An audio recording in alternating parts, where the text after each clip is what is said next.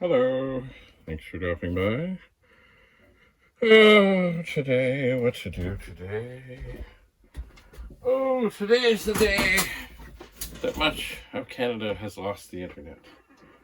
And as I said in an earlier video, this little radio kept us informed. Yes, it is a Commodore, but not a Commodore radio. And I'm going to set it very carefully over here so I can tinker on it. So, let me see here. I did say that downstairs I found, indeed, oh, that's coming up, good, a Vic-20. That's not coming up. I have unplugged this cord for the radio. There we go. Now, here is the Vic-20. Why? Okay, I think I'm on the come on. So here is the Vic-20. Unfortunately, I put this case back on to kind of stretch it out a bit, and I suppose I should wash it some.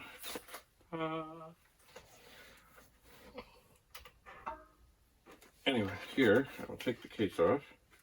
These things do get flustered some. Now, the unfortunate thing is at this moment, switch wheel. The power switch wheel is a little wonky. It does seem to have all of its screws. I'm not sure. For those of you that don't know about the Vic-20, and there are some people who don't, the early ones had two-prong power. The later ones used the same DIN plug, I think it was 7-pin, as the Commodore 64. And at this moment,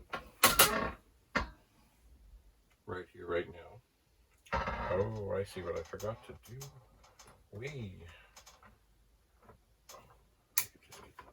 We are on the air. All right, I'm going to, with great care, set this down.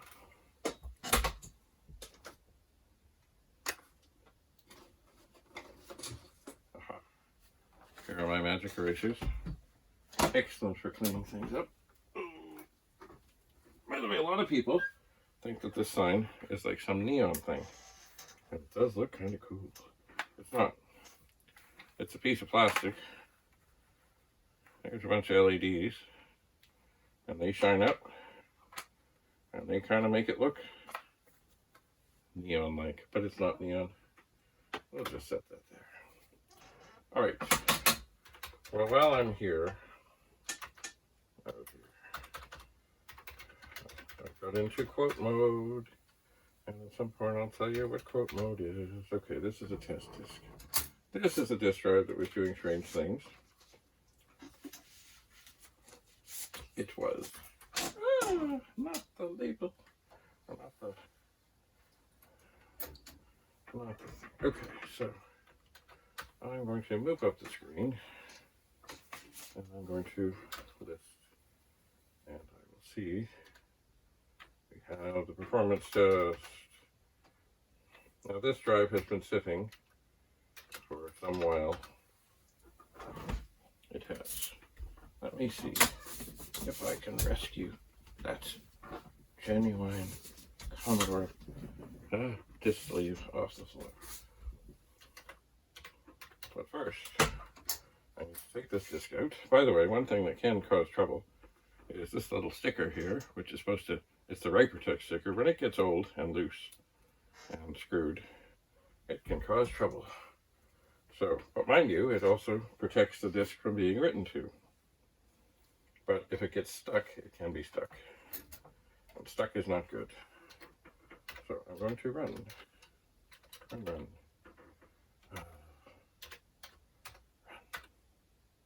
All right, I'm just going to run the performance test on this drive. I'm going to rescue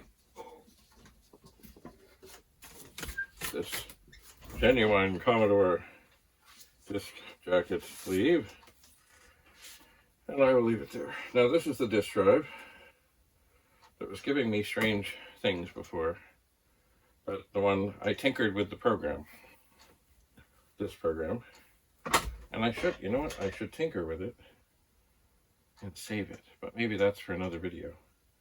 Because what I did is, there's a thing near the end where it goes between track 1 and track 35, and you can hear it going zoom, zoom, zoom, zoom, and this is where it was failing, but it wasn't failing. It was failing, but it wasn't failing.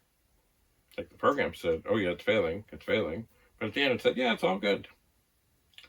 Anyway, I found that by making one quick adjustment to the program, I could make it do that thing over and over and over and over and over.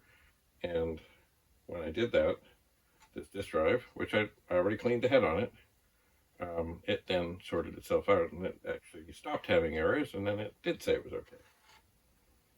So anyway, it has now formatted or newed the disk, which means whatever was on that disk is gone forever. So remember, that's why you got to be careful with like things like the write protect thing. Like if I had left this 1541 test demo disk in the drive and typed in run, then it would format it or initialize it or new it.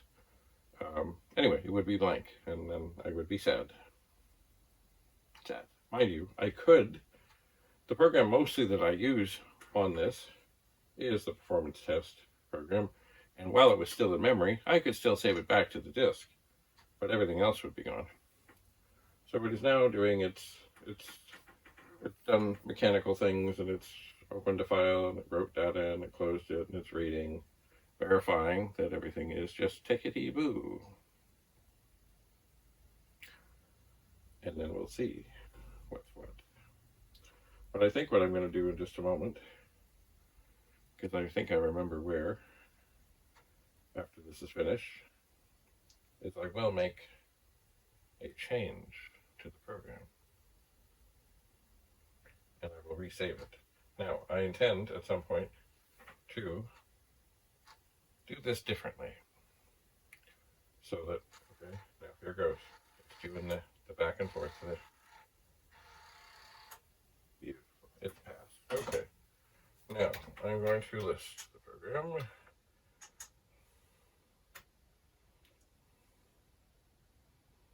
And see. Aha, here it was.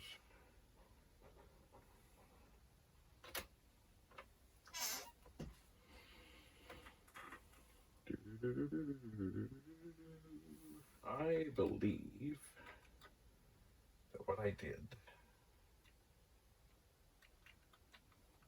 was go here into line 1640 and say go to 1520, which is also the model number of the Commodore plotter. I think that's what I did. But to make sure, I'm going to clear the screen. I'm going to type in run. I still have the same blank, formatted, absolutely empty disk in there. I'm going to hit return. And it's going to bang the head, and it's going to do its thing. But at the end, it should do that head thing back and forth and back and forth and back and forth and back and forth. And that's all good, because I think it's good to exercise the head at times. Certainly it helped this drive. By the way, for those of you that wanted to see me tinker on this Vic-20, I gotta find a power supply. A 2-prong power supply. That's what I gotta find.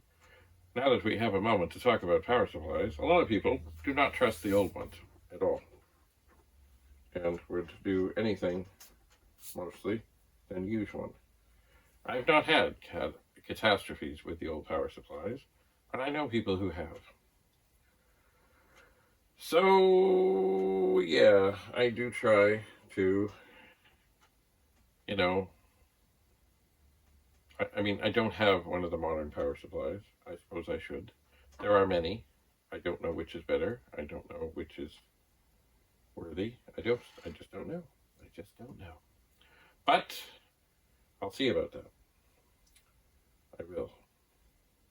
Anyway, because of course it would be terrible to have a Commodore 64 or a Vic-20 or other such things crap out because the power supply goes bad. I have seen many power supplies that have gone bad in a cold way, where because there are two voltages, where one of the voltages just isn't happening.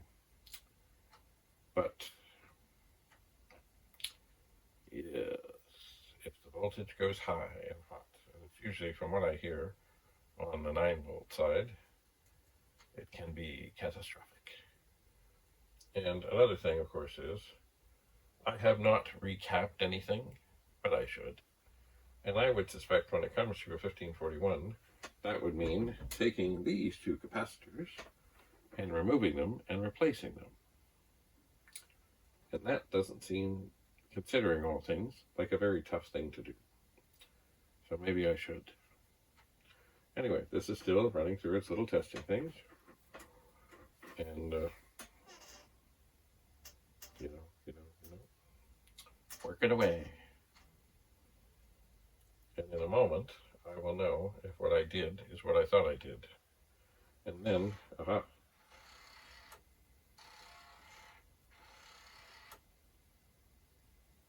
there will be a pause, and then we'll do it again. Yes. Okay, so that is what I thought I did. That is what I thought I should do. There will be a pause, and then we'll do it again. So now this program will just go back and forth, back and forth, back and forth, endlessly on track 1 and 35. And that's all good. And I think what I'm going to do right now, so that I don't have to do this again, although I am going to do this better, I'm going to press run stop. And I'm going to list and watch the program go by. I'm going to take out this disk. I'm going to put in the 1541 test demo disk. And I'm going to move up the screen so you can all see what I'm going to do. And I'm going to type in save, quote, performance.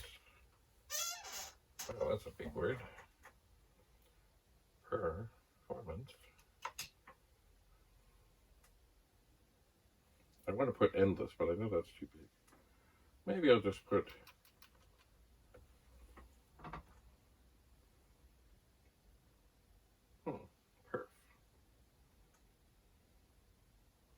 perf hot 1, 5, 8.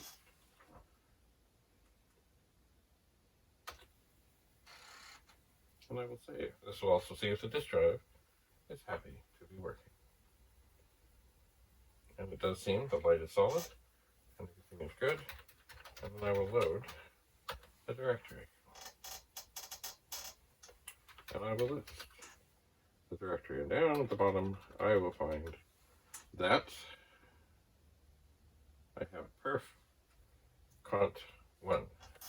And what does that mean? Well, it's a performance test, and it is continuous. Maybe I should have called it performance cont 135, because it continually goes between 1 and 35. But anyway, I know what it means. It's on my disk, and now I can do that. I am going to do better. I think I will make versions that you can tap a key to have it stop doing that, and I'll probably have versions that keep count and do it a certain number of times, and I'll probably have a version that I don't know, maybe that, if there's no errors, or if there are errors, it'll keep doing it until there aren't errors, or maybe if it stops getting errors, it'll do it another 10 times and check for errors. I don't know. Anyway, I will tinker, I will see, I will panic. But for the moment, that's about all I have to say about that.